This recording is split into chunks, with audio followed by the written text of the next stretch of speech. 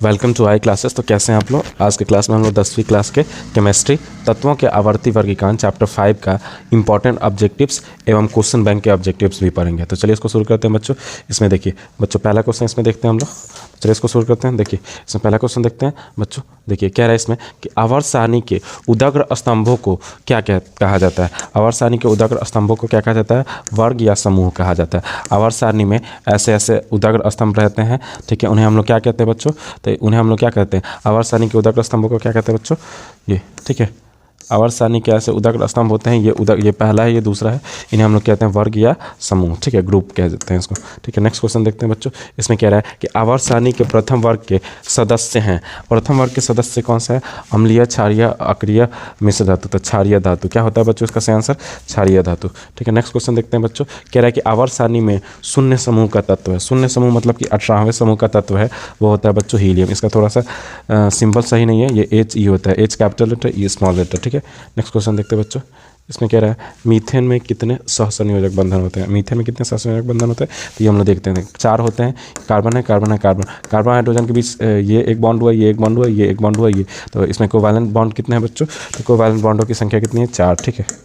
अगला क्वेश्चन है बच्चों। देखिए इसमें कह रहा है कि आधुनिक आवर्त सारणी में तत्वों के वर्गीकरण का आधार है। तत्वों के वर्गीकरण का आधार क्या है? परमाणु संख्या है, परमाणु संख्या है, एटॉमिक नंबर है, ठीक है।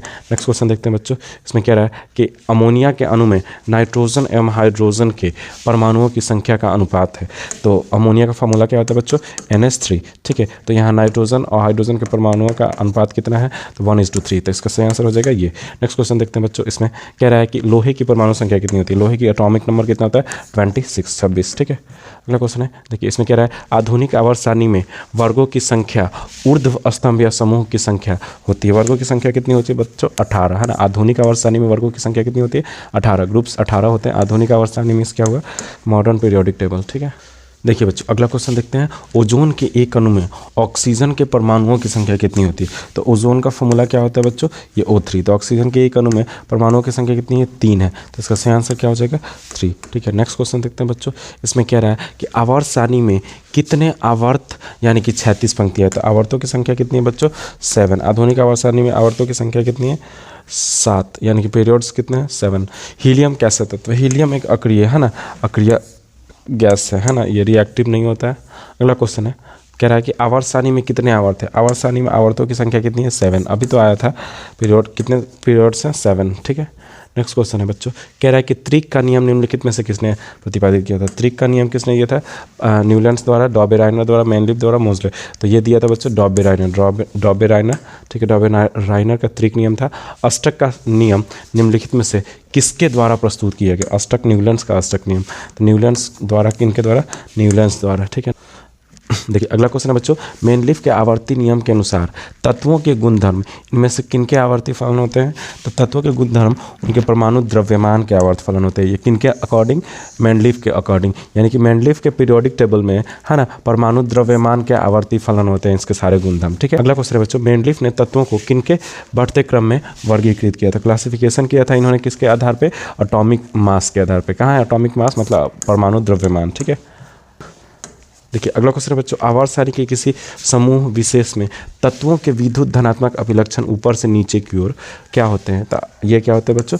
बढ़ते हैं, क्योंकि विद्युत धनात्मकता का मतलब होता है धात्विक गुण का बढ़ना। क्योंकि विद्युत धनात्मकता धातु का गुण होता है, तो धात्विक गुण किसी वर्ग में ऊपर से नीचे जाने पर धात्विक गुण क्या होता है? बढ़ता है। तो इसीलिए क्या होगा बच्चों? विद्युत धनात्मकता भी बढ़ेगी। अगला क्वेश्चन बच्चों। आवर्त सारणी के किसी आवर्त में बाएं से दाएं जाने पर तत्वों के ऑक्साइड की अम्लीय प्रकृति क्या होती है? तो देखिए तत्वों में बाएं से दाएं जाने पर क्या मिलते हैं बच्चों? अधातु मिलते हैं। तो अधातु की ऑक्साइड की प्रकृति अम्लीय होती है, तो अम्लीयता गुण क्या होता है? बढ़ता है। तो ये क्या होगा बच्चों? इसका सही आंसर क्या होगा? बढ़ता है। ये इसका सही आंसर हो जाएगा बढ़ता है, ठीक है। तत्वों की ऑक्साइड की प्रकृति अम्लीय होती जाती है, ठीक है। अगला क्वेश्चन है, कह रहा है निम्नलिखित में से सबसे अधिक अभिक्रियाशील हैलोजन कौन है? तो सबसे अधिक अभिक्रियाशील याद रखिए फ्लोरीन होता है, ठीक है। फ्लोरीन, क्लोरीन, ब्रोमीन, आयोडीन में फ्लोरीन होता है, ठीक है। अगला क्वेश्चन है बच्चों। निम्नलिखित में से कौन सबसे अधिक क्षारकीय है? तो ये क्षारकीय कौन सा होगा? Na2O, ठीक है। ये ऐसे लिखा जाएगा, ये कैपिटल लेटर नहीं होगा, ये ऐसे लिखा जाएगा, सही आंसर होगा। अगला क्वेश्चन है बच्चों। देखिए इसमें क्या है? कह रहा है कि आवर्त सारणी के समूह एक है ना ग्रुप 1 के तत्व कहलाते हैं। तो अभी बताया था कि वो क्या कहलाता है, क्षार धातु। वर्ग समूह 2 के पूछता तो वो क्षारीय मृदा धातु कहलाते हैं। ठीक है, नेक्स्ट क्वेश्चन है बच्चों, कह रहा है मैग्नीशियम आवर्त सारणी के किस समूह का तत्व है। मैग्नीशियम याद होगा बच्चों, ये हाइड्रोजन होता है, फिर ये इधर क्या होता है, हीलियम होता है, फिर लिथियम होता है, उसके फिर नीचे क्या होता है बच्चों, बेरिलियम होता है। क्या होता है, बेरिलियम। यानी कि ये क्या होता है, यहीं पे होता है वर्ग संख्या 2 का तत्व है। ये क्या है, ग्रुप नंबर 2 का। तो इसका सही आंसर क्या हो जाएगा, ग्रुप नंबर 2। नेक्स्ट क्वेश्चन देखते हैं बच्चों, इसमें कह रहा है कि तत्वों के निम्नलिखित जोड़ों में किनके रासायनिक आचरण समान होंगे। किनका तो देखिए सोडियम एवं एल्युमिनियम। नहीं, सोडियम का तो क्या होता है, ये ग्रुप नंबर कितने का, 1 का है। ग्रुप नंबर 1 का ये एलिमेंट है। और ये एल्युमिनियम कितना है, ग्रुप नंबर 13 का, 13वें नंबर ग्रुप का, कि ये क्या है, एलिमेंट है। तो इसका मैच नहीं होना चाहिए। आर्गन ये अक्रिय गैस है। पोटेशियम ये बहुत अभिक्रियाशील गैस है।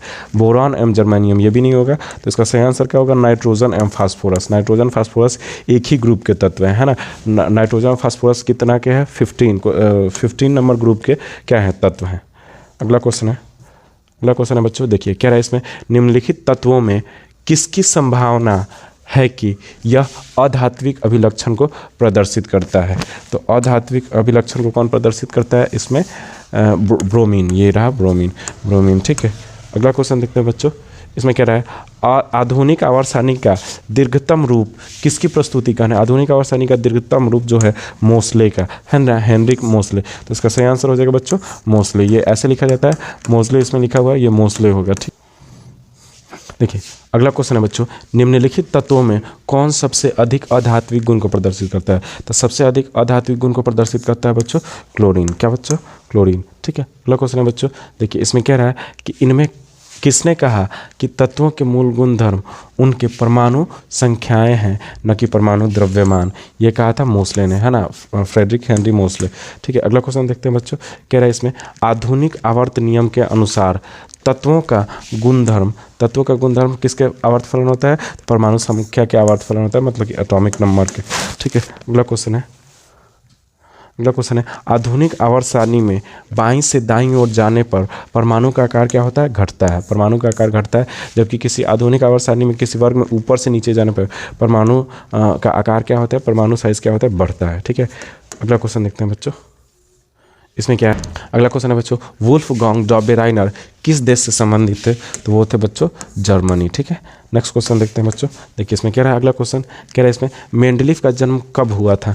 तो मेंडलीफ का जन्म हुआ था 1834 में। ठीक है, नेक्स्ट क्वेश्चन देखते हैं बच्चों, इसमें कह रहा है कि भारतीय संगीत प्रणाली में संगीत के कितने सुर होते हैं। भारतीय संगीत प्रणाली में संगीत के कितने सुर होते हैं, 7। ठीक है, नेक्स्ट क्वेश्चन है बच्चों, जब मेंडलीफ ने अपना कार्य आरंभ किया तब कितने ज्ञात तत्व थे। तब 63 मतलब 63 तत्व क्या थे, ज्ञात थे। अगला क्वेश्चन है बच्चों, देखिए अगला क्वेश्चन है आधुनिक आवर्त सारणी में परमाणु साइज से क्या पता चलता है। परमाणु की त्रिज्या, परमाणु का व्यास, इनमें से कोई नहीं।